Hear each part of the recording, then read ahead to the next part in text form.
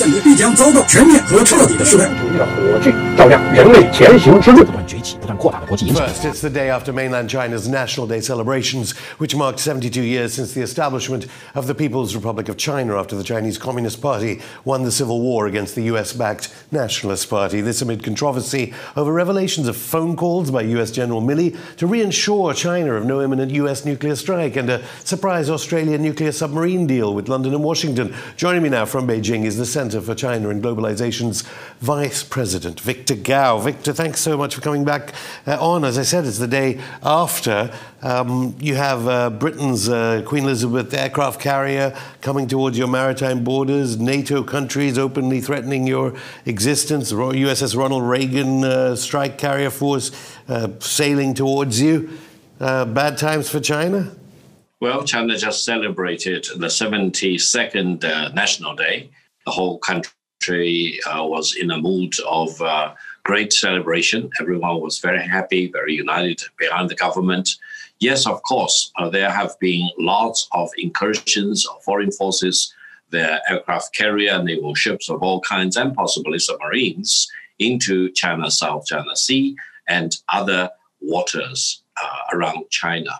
This is a very serious matter, and China condemns such incursions. And they are not purely freedom of navigation exercises. They are using freedom of navigation as an excuse to challenge China's sovereignty and territorial integrity. And in such a way, China not only condemns it, but will prepare the consequences for such violations of China's national interest. I mean, people can watch our video about The Economist magazine on our YouTube channel. In widely quoted remarks around the world, their Beijing correspondent was saying, we'll try and unify China. What do you make of that? The unification of China, that is China's mainland with China's Taiwan province, is a megatrend of our time. It will happen sooner or later. It will happen peacefully, if we can, and not peacefully if it has to be. So we need to prepare for that big day when the reunification will happen. And I personally believe no force, whatever, from whichever part of the world, will be able to stand in the way of Chinese people's reunification. Now, you know, repeated expert opinion over the decades saying China's economy was about to blow up, it's poor growth, all the rest of it. We have headlines in NATO nation media saying you have massive power cuts, let alone human rights abuses in Xinjiang. Is the power on in Beijing? It looks like you have the lights on there. Apparently coal stocks for only 15 days left for the 6 biggest power generation companies, 11.3 million tons as of the 21st of September. Well, talking about the power shortage in China, I would say to a very large extent, the wound was inflicted by China itself. Why? Because China now has declared to the world and has informed the Chinese nation that by 2030, China needs to have the peaking of the CO2 emission, and by 2060, China needs to achieve neutrality of CO2 emission. As a result of that, the Chinese government is really putting a lot of pressure to close down coal-based power stations. And that actually was a big reason why there has been recently a big shortage of power. In some places, abrupt cutting off of power supply without informing the people in a timely manner should be corrected, I would say.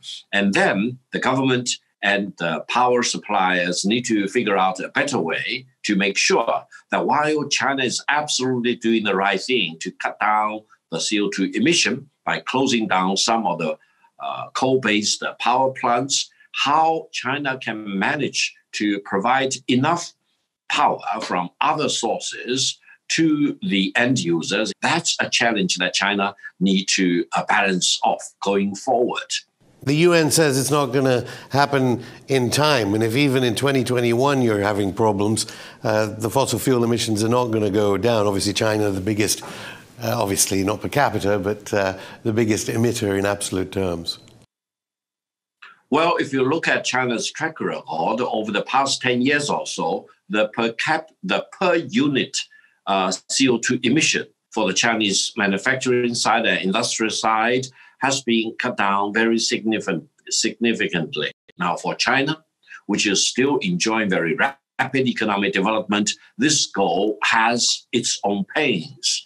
But I think different sectors and the whole population in China are ready to go through this very painful period to achieve the government declared the target on the one hand, and also to make sure that the economy in general need to proceed in a normal way rather than suffering significant disruption. Please keep in mind that China has enough power generation capacities. The real problem is what materials do you use? If you continue to use a lot of coal as the primary source of power, then the government is very much determined against it.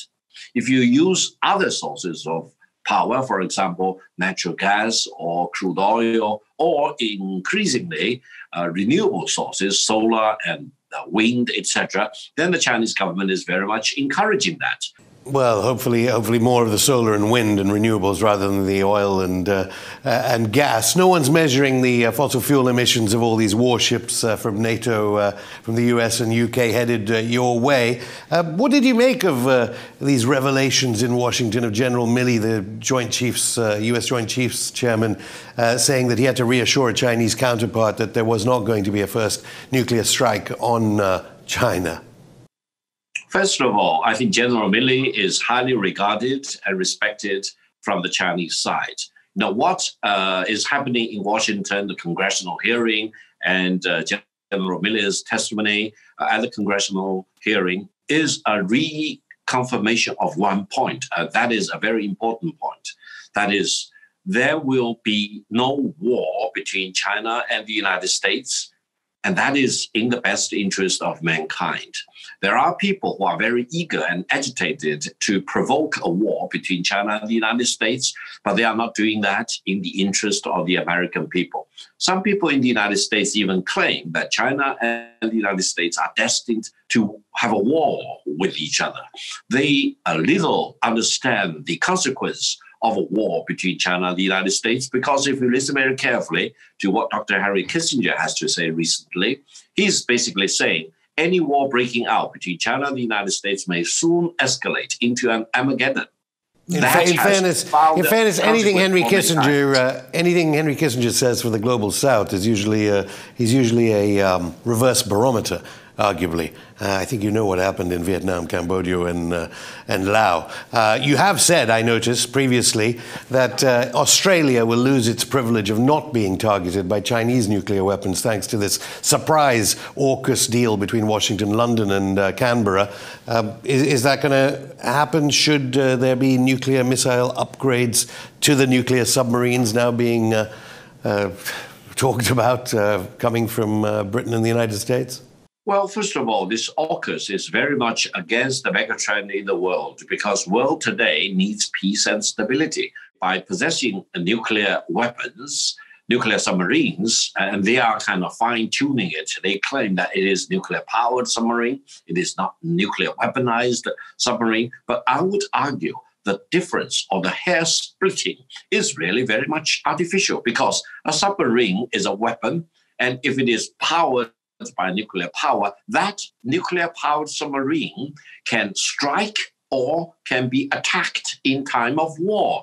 And attacking a nuclear-powered submarine will turn that submarine in itself into a big explosion, and that definitely will constitute a big nuclear weapon to start with. Therefore, I would say, by possessing nuclear submarine, either a nuclear-powered submarine or nuclear weaponized submarine, Australia will no longer qualify as a member of the nuclear-free South Pacific Zone. So I would say the Australian government is not informing the Australian people, 23 million of them, sufficiently about what will be the consequence of AUKUS, because I believe the Australian people do not want to lose that privilege and coveted status of being a nuclear-free country living in that big, beautiful bubble of South Pacific nuclear-free zone, because by losing that status, Australia will be targeted with nuclear weapons.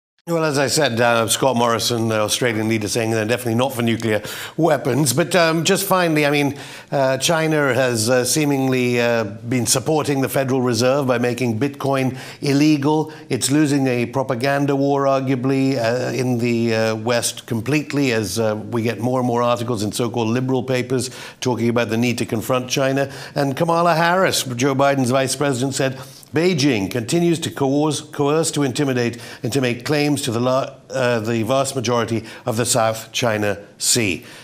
You think the Communist Party will remain calm as the rhetoric is heated up more and more in coming weeks? Listen, the Americans should know better than many other countries, because in 1945, when Japan unconditionally surrendered, Japan surrendered all the islands, isle, reefs in the South Pacific Sea to the Republic of China, because at that time, China, in the form of the Republic of China, the United States and the former Soviet Union, and Great Britain, and to a lesser extent France, we were the victor nations after defeating Nazi Germany in Europe and imperialistic Japan in the East, and Japan surrendered everything to China in 1945. China, in 1945, was the only independent country standing on its feet after winning the war against Japan. So the United States knew this better than many other countries. As a matter of fact, the United States dispatched its own naval forces to help the Republic of China naval forces to reclaim all these islands and reefs in the South China Sea from the surrendering Japanese soldiers. Therefore, we do not need to look beyond 1945. We just need to stop at 1945 and check all the historical records. And China has undisputable claim to those islands and reefs, etc. And when you accuse China of violating other countries' claims, where did they trace their claim? Back to 1945. We need to call a spade a spade. Victor Gao, thank you. Thank you very much. After the break.